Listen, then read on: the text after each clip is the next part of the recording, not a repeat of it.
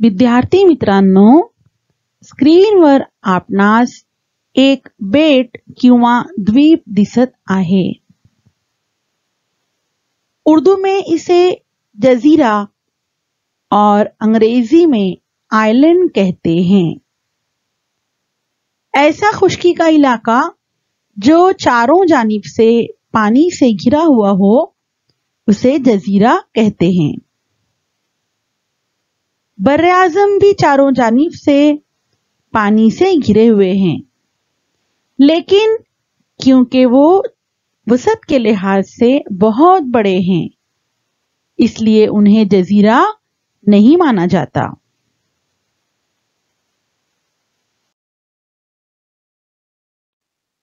आज आपण मराठी आंतरभारती इयत्ता 10वी या पाठ्यपुस्तकातील पाठ क्रमांक 13 मॉरिशस सागर दर्यातले साखर बेट अभ्यासणार आहोत। लेखक आहेत दत्ता नायक आणि मी आपली शिक्षिका सय्यद सादिया अब्रार अली। चला तर पाठाला सुरुवात करूया। पाठ क्रमांक 13 मॉरिशस सागर दर्यातले साखर बेट। इसके मानी है मॉरिशस सागर दरिया का शकर का जजीरा। लेखक आहेत दत्ता नायक 1954। सुप्रसिद्ध लेखक, गोव्यातील एक उद्योजक, सामाजिक कार्यकर्ते, त्यांनी मराठी, कोंकणी आणि इंग्रजी भाषेतून ग्रंथ निर्मिती केली आहे। त्यांची आत्मदीपोभव, जाय काय जुय, uncommon wealth, Arabian days, Kalighat ते करुणा घाट,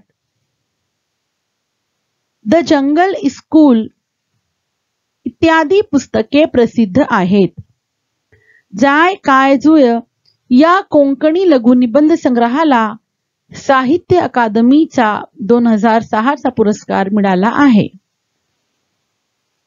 दत्ता नायक एक मशहूर मुसन्निफ, एक कारोबारी, सोशल वर्कर, मराठी, कोंकणी और अंग्रेजी जबान में इनकी तख्लीकात हैं। उनकी मशहूर किताबों के नाम यहाँ पर दिए गए हैं।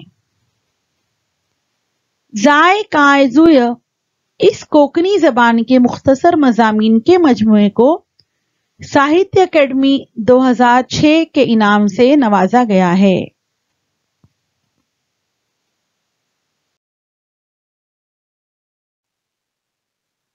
स्क्रीन पर उनकी कुछ किताबें आप देख सकते हैं। प्रस्तुत पाठात लेखकाने बहुरंगी निसर्ग सौंदर्य लाभलेल्या मॉरिशस बेटाचे वर्णन केले आहे। मॉरिशस देशातील घरे व वास्तुशिल्प हे वैशिष्ट्यपूर्ण आहेत। तेथील लोकांच्या श्रमप्रतिष्ठेचे वर्णन ही प्रस्तुत प्रवास वर्णनपर पाठातून वाचायला मिळते। मौजूदा सबक में मुसन्निफ ने कुदरती खूबसूरती से मालामाल मॉरिशस जजीरे का बयान किया है। मॉरिशस मुल्क के घर और फने तामीर खुसूसियात के हामिल हैं। वहां के लोगों की मेहनत का जिक्र भी है। यहाँ पर इस सफरनामे में हमें बहुत कुछ पढ़ने को मिलता है। आज हम लेखक की मदद से मॉरिशस की सैर करेंगे।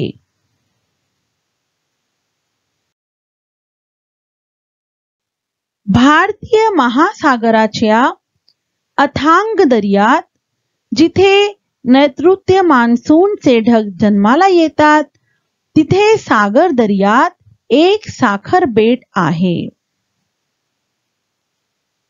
भारतीय महासागर भारत देशाला पश्चिम, दक्षिण, व पूर्व दिशांनी वेढून असलेला समुद्र, जिसे आप बहर हिंद के नाम से जानते हैं, उसे मराठी में भारतीय महासागर कहा जाता है। अथांग, अमर्याद, असीम, अफाट, वसी, दरिया, समुद्र, सागर, समंदर। तस्वीर में देख सकते हैं बच्चों आप, बहर हिंद दिखाया गया है, कितना वसी है। आप देख सकते हैं ये कहां से कहां तक फैला हुआ है। जिथे नैऋत्य मान्सूनचे ढग जन्माला येतात, नैऋत्य मान्सूनचे ढग भारताच्या नैऋत्य पश्चिम दक्षिण दिशेकडून येणारे पावसाळी ढग। ये एक समत है, जुनूब और मगरिब की दरमियानी समत, इसे मराठी में नैऋत्य कहते हैं। उस जानिब से आने वाले मानसून के बादल। तस्वीर में आप देखिए बच्चों, उत्तर, दक्षिण, पूर्व, पश्चिम, उनके दरमियान 4 मजीद समतें नजर आ रही हैं आपको। नीचे आप देख सकते हैं पश्चिम और दक्षिण के दरमियान नैऋत्य समत है, नैऋत्य समत है।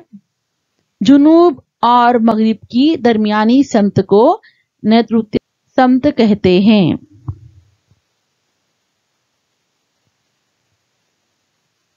तिथे सागर दरियात एक साखर बेट आहे। लेखक कहते हैं वहां पर सागर समंदर में, सागर दरिया में एक साखर बेट आहे। बेट यानी द्वीप, द्वीप से मुराद है जजीरा। बोलते हैं वहां पर बहरे हिंद में, उस सागर दरिया में, उस बहरे हिंद में एक शक्कर का जजीरा है। तिथे सागर दरियात एक साखर बेट आहे, वहां बहरे हिंद में एक शक्कर का जजीरा है।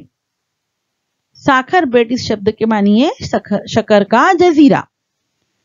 हजारो वर्षांआधी महासागराच्या गर्भात झालेल्या भूकंपाच्या विस्फोटातून हे बेट पाण्यावर तरारून आले।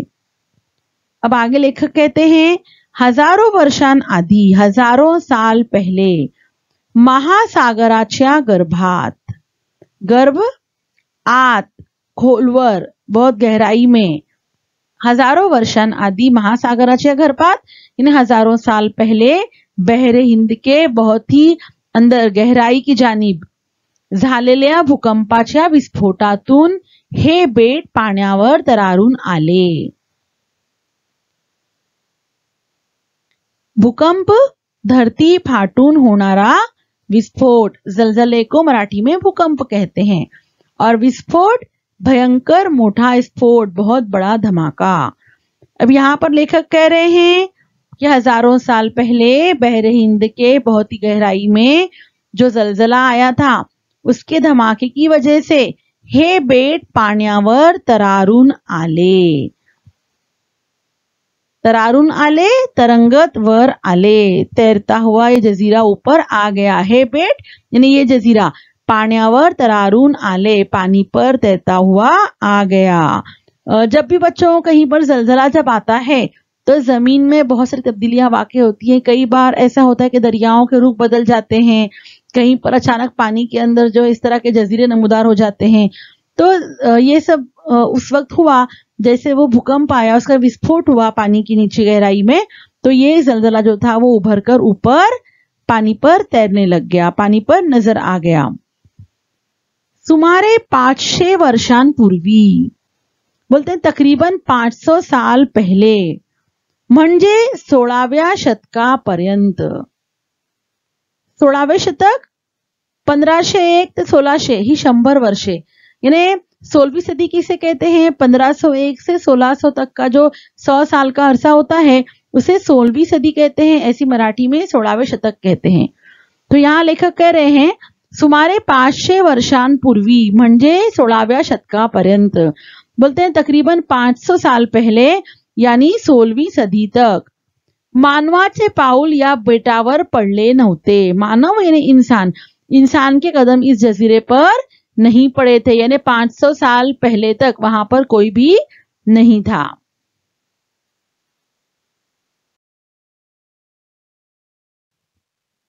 पोर्तुगीज नाविक वास्को द गामाच्या नेतृत्वाखाली खलाशांचा तांडा आफ्रिका खंडाला वळसा घालून ईशान्येच्या दिशेने भारताच्या शोधासाठी वळला। तेव्हा हे बेट त्यांना दिसले। पोर्तुगाल युरोप खंडातील एक देश, बर्रे आजम यूरोप का एक मुल्क। नाविक जहाज चालवणारा, दर्यावर्दी, मल्लाह। वास्को डी गामा भारत उपखंडाचा शोध लावणारा पोर्तुगीज दरियावर्दी, भारत की खोज लगाने वाला पोर्तुगीज मल्लाह। वास्को डी गामा आप तारीख में इसके मुतालिक पढ़ चुके हैं।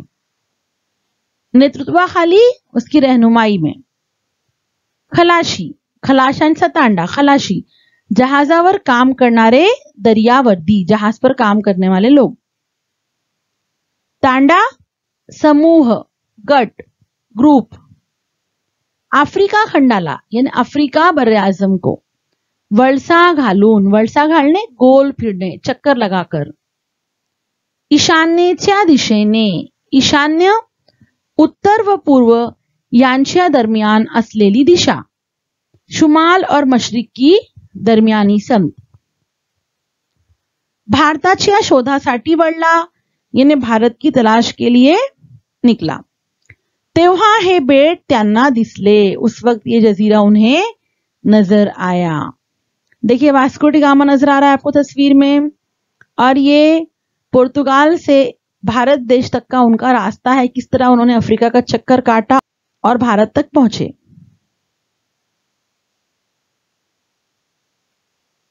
अब यहां पर ईशान्य की समत भी देख लीजिए आप, उत्तर और पूर्व के दरमियान की समत है ईशान्य। पोर्तुगीज या बेटावर थांबले नाहीत।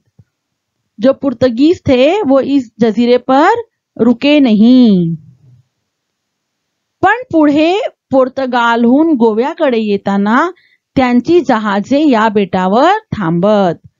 आगे मुसन्निफ कहते हैं, लेखक कहते हैं, लेकिन आगे पुर्तगाल से गोवा की तरफ, गोवा भारताचे पश्चिम किनाऱ्यावरचे महाराष्ट्राचे दक्षिण टोकाला असलेले स्वतंत्र राज्य। भारत के मगरिबी किनारे पर जो है महाराष्ट्र के दक्षिण में, महाराष्ट्र के जुनूब में रियासत है गोवा। पण पुढे पोर्तगालहून गोव्याकडे येताना त्यांची जहाजे या बेटावर थांबत। लेखक ने कहा है यहां पर कि आगे पुर्तगाल से गोवा की तरफ आते वक्त उनके जहाज इस जजीरे पर रुकते थे।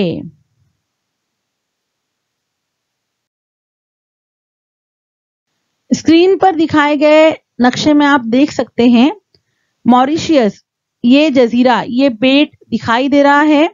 इंडियन ओशियन यानी बहरे हिंद, भारतीय महासागर है। इसी जजीरा मॉरिशस के बारे में आज हम इस सबक में मालूमात हासिल करने वाले हैं।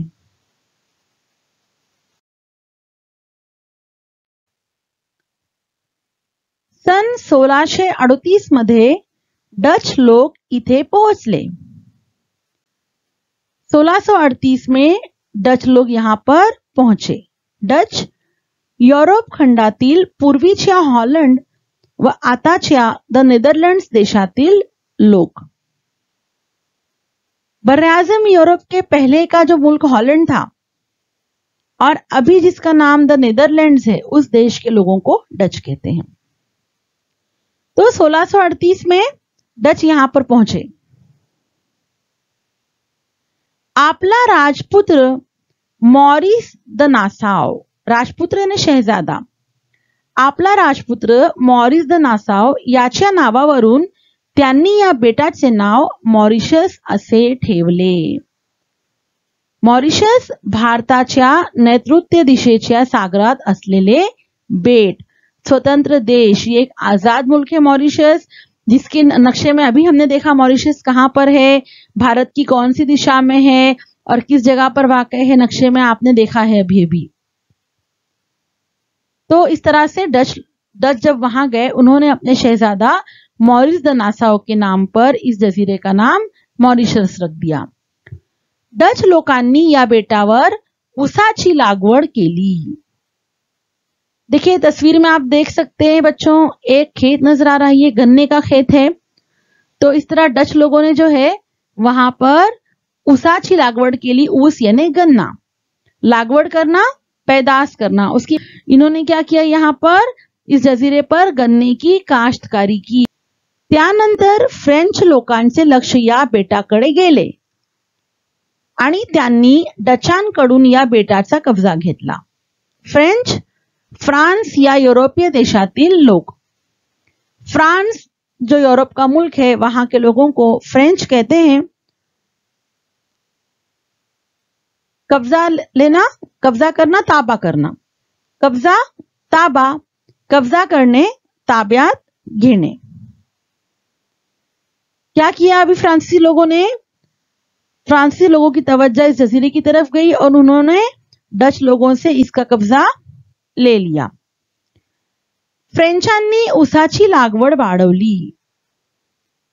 फ्रांसीसी लोगों ने गन्ने की काश्तकारी में इजाफा किया, उसको बढ़ाया. आणि मॉरिशस मध्ये साखरेचे कारखाने काढले और मॉरिशस में शक्कर के कारखाने बनाए. ब्रिटिशांनी फ्रेंचांकडून मॉरिशस बेट 1810 मध्ये जिंकले. ब्रिटिश इंग्लैंड मध्ये रहने लोग, इंग्लैंड के जो लोग हैं उन्हें हम ब्रिटिश कहते हैं, अंग्रेज, जिन्होंने हमारे भारत पर भी हुकूमत की थी. तो यहां पर भी क्या किया ब्रिटिशांनी, फ्रेंचांकडून मॉरिशस बेट 1810 मध्ये जिंकले. बरतानवी लोगों ने फ्रांसीसी लोगों से मॉरिशस जजीरा सन 1810 में फतेह कर लिया.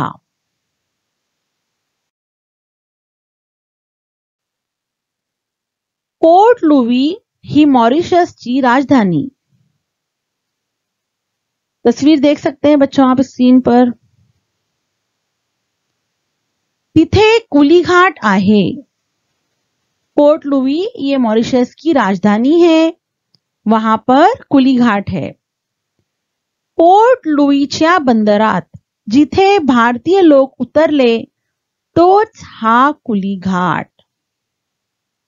बंदर मालाचे चढ उतार करण्यास सोयीचे समुद्र किनाऱ्यावरील ठिकाण, जिसे हम बंदरगाह कहते हैं, जहां पर सामान का उतारना चढ़ाना ये काम किया जाता है समुद्र के किनारे. पोर्ट लुई की बंदरगाह में जहां हिंदुस्तानी लोग ठहरे वो ही है कुलीघाट. कलकत्ता, कोलकाता, मद्रास, चेन्नई, मुंबई बंदरावरून जे लोक पोर्ट लुईच्या बंदरात उतरले त्यातील कोणीच भारतात परतले नाहीत. ते सर्वजण मॉरिशस मध्ये स्थायिक झाले. कलकत्ता, मद्रास, मुंबई भारतातील उपनगरे, ये भारत के शहर हैं. अब यहां पर मुसन्निफ कह रहे हैं कलकत्ता, मद्रास, मुंबई बंदरगाह से जो लोग पोर्ट लुई की बंदरगाह पर पहुंचे उनमें से कोई भी हिंदुस्तान नहीं लौटा. त्यातील कोणीच भारतात परतले नाहीत, उनमें से कोई भी हिंदुस्तान नहीं लौटा. ते सर्वजण मॉरिशस मध्ये स्थायिक झाले. स्थायिक होने, कायम से वास्तव्य करने, कयाम पजीर हो जाना. वो तमाम लोग मॉरिशस में ही कयाम पजीर हो गए, उन्होंने वहीं रहना शुरू कर दिया, वहां के स्थायिक हो गए. वो कायम से वास्तव्य करने, ये उसका अर्थ है.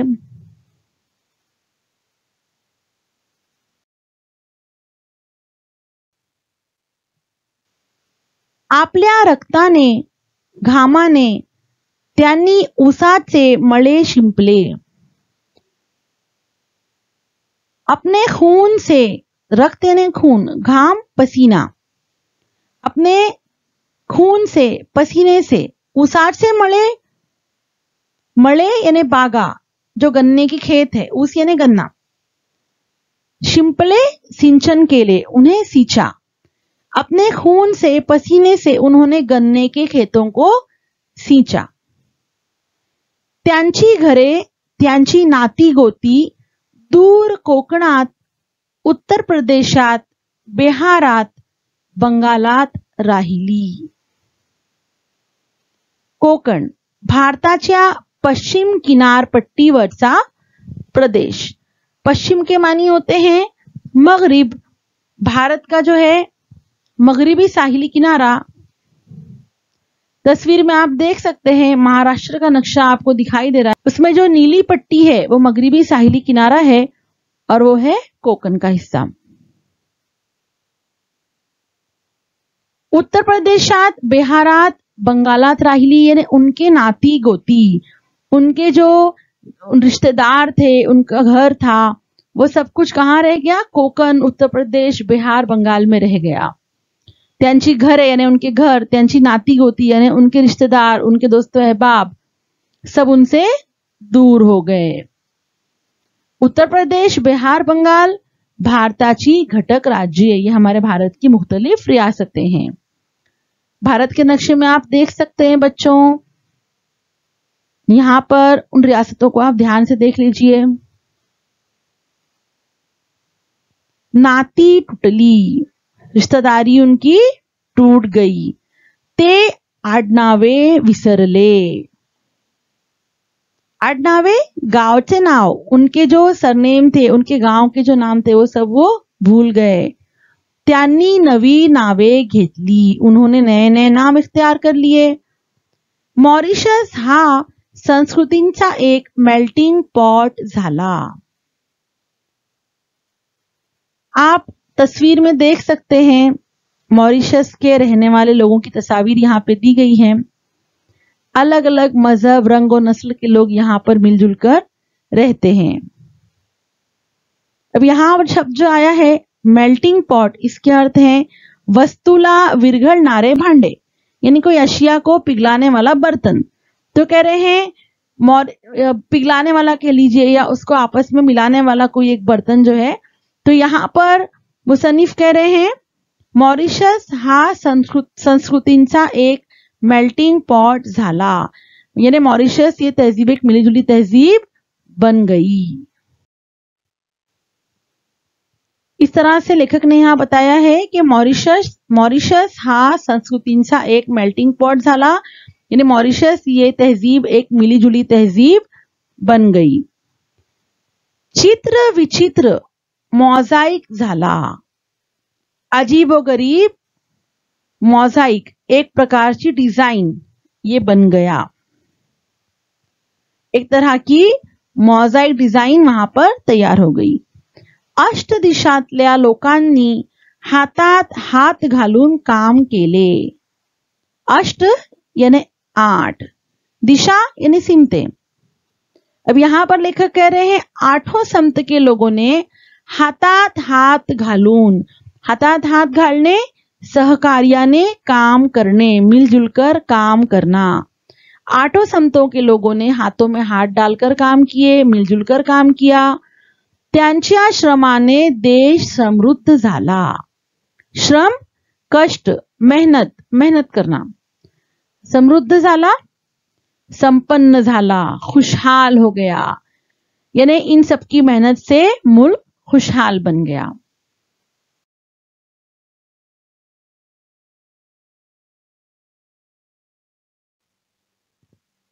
12 मार्च 1968 या दिवशी मॉरिशसला स्वातंत्र्य मिळाले। 12 मार्च 1968 को मॉरिशस को आजादी मिली। आपल्या भूमीच्या बहुरंगी निसर्ग सौंदर्याला शोभेल असा लाल, निळा, पिवळा आणि हिरवा असा चौरंगी ध्वज मॉरिशसने निवडला। बहुरंगी, अनेक रंगी, आपल्या भूमीच्या बहुरंगी निसर्ग सौंदर्याला शोभेल, यानी अपने मादर वतन के मुख्तलिफ कुदरती रंगों में खूबसूरत दिखाई दे ऐसा असा लाल, निळा, पिवळा आणि हिरवा। अब यहां पर 4 रंगों का जिक्र है, लाल, नीला, पीला और हरा। असा चौरंगी ध्वज, चौरंगी 4 रंगांचे, 4 रंगों वाला, ध्वज झंडा, झंडा 4 रंगों वाले झंडे का इंतखाब किया गया। देखिए बच्चों स्क्रीन पर यह है मॉरिशस का झंडा, इसमें 4 रंग हैं, लाल, नीला, पीला और हरा। इस झंडे का इंतखाब उन लोगों ने किया। कालांतराने काही पिढ्यांपूर्वी मॉरिशसच्या भूमीवर पाय ठेवलेल्या भारतीय लोकांचे वंशज मॉरिशसचे राष्ट्राध्यक्ष झाले। कालांतराने काही काळ लोटल्यावर, काही पिढ्यांपूर्वी, पिढ्या कुटुंबाचा क्रम, नस्ल दर नस्ल जो नस्लें आती हैं एक के बाद एक। मॉरिशसच्या भूमीवर, भूमि जमीन। अब पहले हम इसका मतलब समझ लेते हैं इतने हिस्से का। कालांतराने तवील अरसे से, काही पिढ्यांपूर्वी, कुछ नस्लों से पहले, मॉरिशसच्या भूमीवर, मॉरिशस की जमीन पर। अब आगे देखते हैं, पाय ठेवलेल्या यानी कदम जमाए हुए भारतीय लोकांचे वंशज। वंशज इसके मानी होते हैं पूर्वीच्या घराण्यातील लोग, तो कहते हैं हिंदुस्तानी लोगों के नस्ल का शख्स। मॉरिशसचे राष्ट्राध्यक्ष झाले, भारतीय लोकांचे वंशज मॉरिशसचे राष्ट्राध्यक्ष झाले। हिंदुस्तानी लोगों के नस्ल का शख्स मॉरिशस का कौमी सदर बना। इतिहासाची एक परिक्रमा पूर्ण झाली। परिक्रमा, फेरी, प्रदक्षिणा, एक दौर। यहां पे लेखक ने कहा है इस तरह तारीख का एक दौर मुकम्मल हुआ।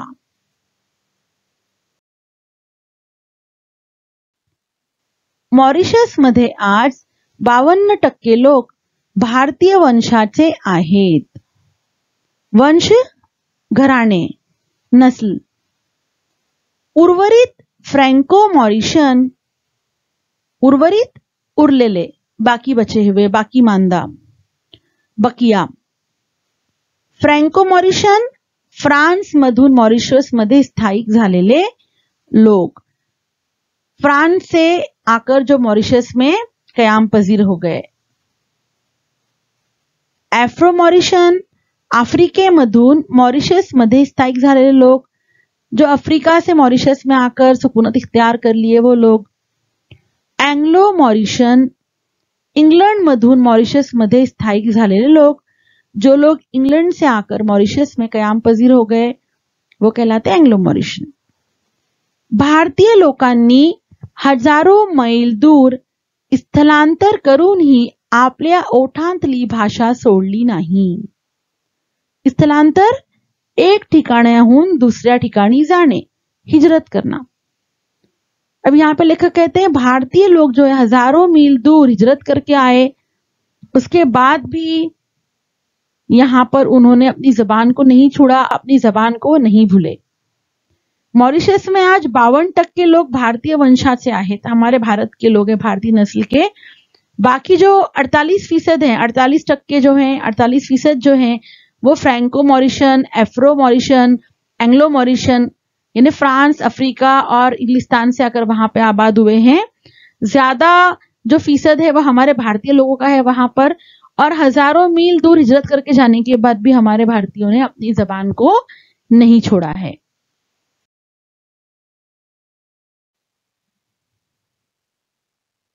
भारतातून होड्यात बसून मॉरिशस मध्ये गेली ती भारतातील केळी। अब यहां लेखक कहते हैं भारत से कश्तियों में सवार होकर मॉरिशस गए वो हिंदुस्तानी केले। मॉरिशस मधल्या प्रत्येक भारतीयाच्या घरापुढे केळी असते। यहां पे लेखक बता रहे हैं हमें कि मॉरिशस में हर हिंदुस्तानी के घर के सामने केले का बागीचा होता है, केले का दरख्त होता है. जर्द हिरव्या पानांनी अलंकृत आणि रसरशीत पिक्या केळींनी जडभारीत केळ मॉरिशस मधल्या दर भारतीय घराला त्याचे भारतीयत्व देत असते. अब यहाँ पर जर्द इसके मानी है गड़द यानी डार्क, गहरा. अलंकृत नटलेला, सुशोभित, सजा हुआ.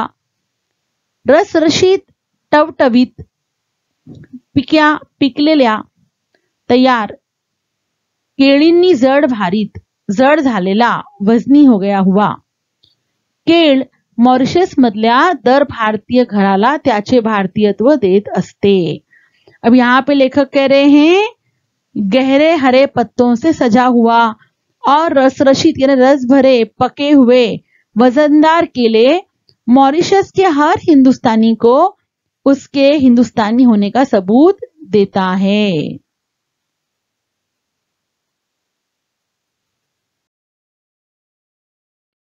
तस्वीर में आप मॉरिशस का खूबसूरत मंजर देख सकते हैं बच्चों.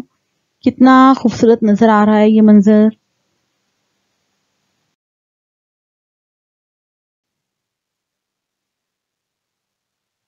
आज हमने सफा नंबर 37 पर जो सबक का हिस्सा दिया गया है वो समझ लिया है. जहां पर एरो दिखाई दे रहा है वहां तक का सबक हमने पढ़ लिया है, समझ लिया है, उसके शब्दार्थ देख लिए हैं. भाग 2 वीडियो में हम उसके बाद वाला हिस्सा पढ़ेंगे और उसके साथ साथ कृति अंजाम देंगे. अब यहाँ पर भाग 1 हम खत्म करते हैं. धन्यवाद.